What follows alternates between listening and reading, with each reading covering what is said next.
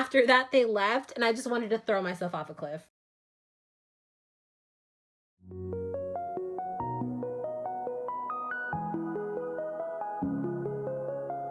Heyo, welcome to DAYDAY'S, a channel where you basically watch me draw and talk about fandom / storytelling things. So I wanted to dive into a few storytime videos about crazy things that have happened to me because, believe it or not a lot of crazy stuff tends to happen to me, at least from what I'm remembering in my life. But one of the most prominent, or should I say humiliating AF events that have happened to me was my encounter with the cake boss man himself, Buddy Valastro. So this was back when I lived in Orlando and worked at the Grand Floridian as a Disney merchandise cast member. Working at Disney definitely had its ups and downs. One of its most interesting ups is when regular cast members end up meeting celebrities that frequent the parks either in the open or in disguise. So far at the Grand Floridian, the supposed flagship of the fanciest resorts Disney had, I hadn't met any celebrities.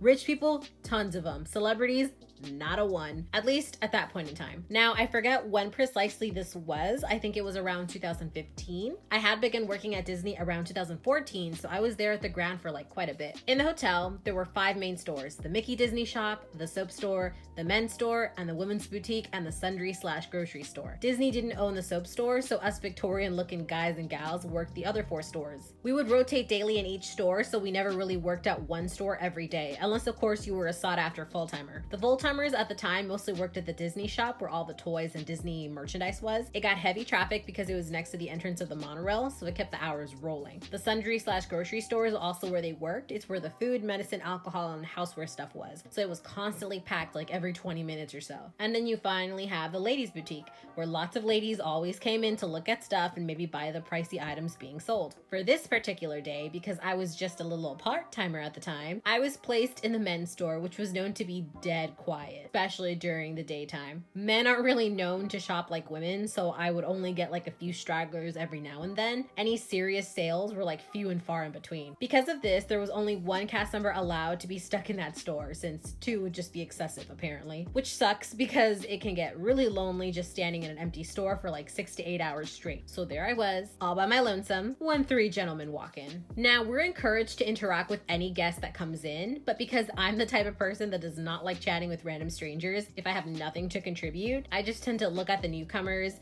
smile, say a quick greeting like, "Welcome, if you need any help or questions, my name is so-and-so and I can assist you." Then the stranger would smile and wave or say a small little greeting, and then we don't interact after that unless they have a question or actually want to buy something. I usually entertain myself by like doodling on blank paper if I can get my hands on that, or just come up with plot ideas for my projects at the time, or even quietly sing to myself because who's really gonna hear? Now these 3 gentlemen walk in, 2 adults, 1 boy around 10 or 11 maybe, I don't precisely know. Something about one of the men's faces looked really familiar. The dark, shiny hair, the rounded Italian facial features, and even the accented voice was very familiar to me, because when he asked to see the sunglasses in the sunglass case, that's when it dawned on me. Buddy Valastro Jr., aka the motherfucking cake boss, was in my shop. Like, I was talking to the motherfucking cake boss. Now, this is significant because before I left for Orlando, my mom and I were obsessed with the show Cake Boss when it was really popping on TLC. Like, I was in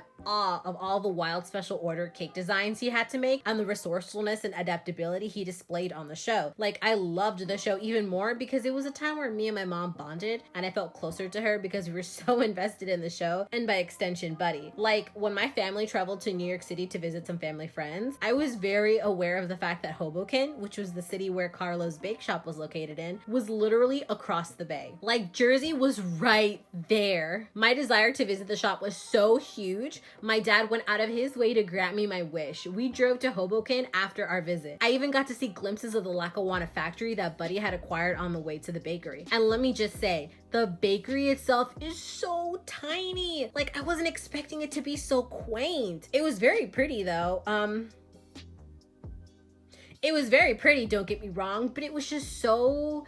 It just felt so storybook. I mean, inside definitely looked just like the show. I even walked to the back where the alley was, since it had been featured in the show so prominently, and it's where all the funny stuff happened. The alley definitely came across wider than I thought, but it was still a pretty cool experience. Then it finally came time for me to actually go inside the store. And of course, because I was in Carlo's Bake Shop, I just had to buy something from them. My mom was always under the impression that the cakes, though impressive, didn't actually taste good. Like, she didn't find the sponge that they made appetizing at all. Of course, I I was determined to prove her wrong, so I bought some cupcakes and cannolis. Obviously, I had to have the cannolis because I'd never had any, and if I was going to try them for the first time, they had to be Cake Boss cannolis. Not just any cannolis, Cake Boss cannolis. When I showed my mom the haul, she just wrinkled her nose and said I should have just gotten a mug. But in my mind, I was like, what did she know? Well, I tried my haul and shared it with my brothers. I remember the cupcakes being okay. Not the best that I've ever had, but it was good. Definitely better than the cannolis. Seriously, I was not crazy about the cannolis.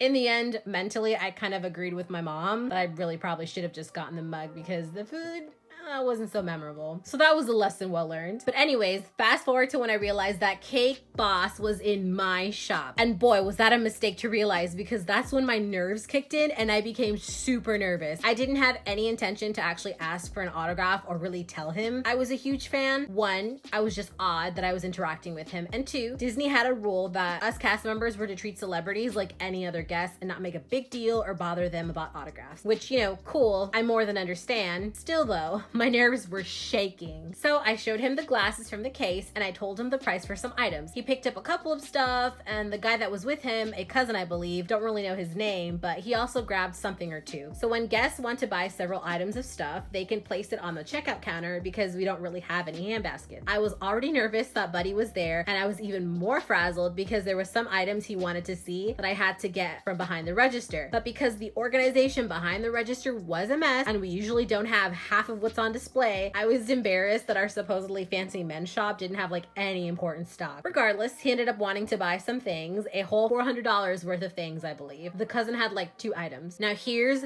the embarrassing part. Buddy puts his stuff on the counter and leaves to look at something else. I ring up the item so that when he comes over, everything would be ready to go and all he had to do was swipe his card. He was the only customer in the store, so I wasn't worried about someone else approaching me to buy something and making me cancel the transaction. Except I should have, because the cousin comes over and places his stuff next to Buddy's. I assumed that Buddy would be paying for his stuff too, so I ring it up. What I didn't do was announce the total because I had assumed Buddy would be paying for everything. But then the cousin gives me his card, and that's where my confusion kicks in and my nerves basically lock my mouth shut. Something in my gut told me that I should have waited or clarified who would be paying for like the stuff. But instead, because I was so starstruck and nervous as hell that even as I mentally screamed like at myself to stop, my body just automatically moved. I took the cousin's card and I swiped it. The card was approved and this man ended up paying for $400 worth of stuff. I felt so horrible and I immediately knew this shit was a mistake because I just knew then and there that the cousin assumed that he was only paying for his stuff. But instead, he gets the receipt and sees the total and his eyes bug out. That's when Buddy comes over and asks him like what he was doing, that he was going to pay for the stuff. And I know that the cousin hadn't intended to pay for Buddy's stuff at all. But because of the confusion, this man took it on the chin and said, "Nah, it's okay, I'll do this for you."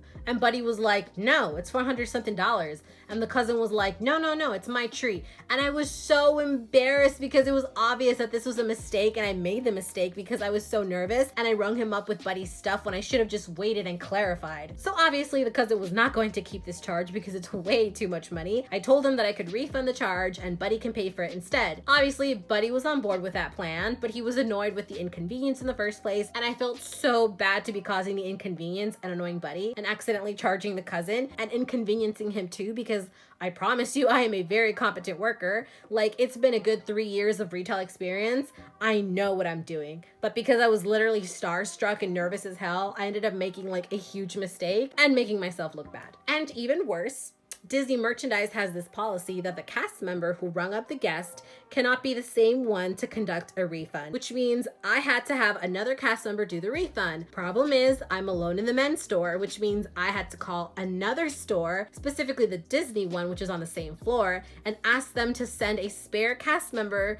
to my store so they could do the refund. I had to do that. So these men had to wait while I called for another cast member and wait while said cast member made their way to my store on the opposite end of the building. And this took time too, which made the waiting awkward because usually I would engage guests in like small talk so the waiting doesn't seem as long. But since I was obviously the cause of this mess, I didn't want to engage and have them hate me. So I busied myself with whatever was behind the counter and just made everything awkward because like they just waited in front of the register and I hate it here. The only saving grace to this whole encounter was Buddy Jr. as in Buddy Velastro's Jr.'s son. I mentioned he was like 10 or 11, maybe 11 at the time, and he was just this tiny, cute little kid full of dark hair and big eyes, and unlike some of the other rambunctious kids that come to trade pins or run around, he's just quietly following his dad and uncle around looking at stuff. After I had called for the cast member to come to my store so we can do the refund, Buddy and the cousin wait and chat, and Buddy Jr. turns and looks at me with his big eyes and goes, "It's okay, we all make mistakes." And my heart literally just melted. I platonically fell in love with this kid because OMG, he went out of his little way to make me feel less awful about myself, and to this day, I'm metaphorically screaming about it. This boy single-handedly sympathized and just understood that I had made a mistake, but comforted me about it. I'm figuratively crying right now. I wish all the happiness and abundance and health on this boy. I would take a bullet for little Buddy Jr.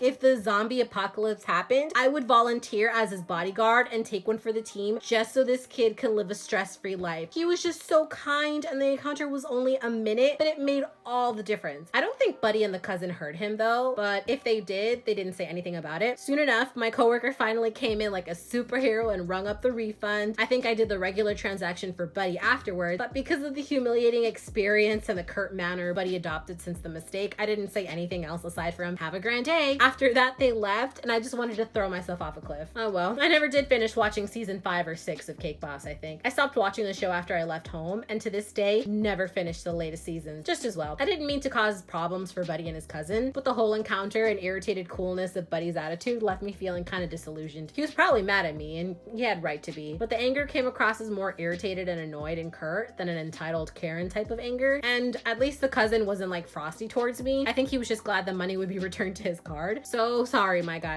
Honestly, I'm so sorry about that experience to this day.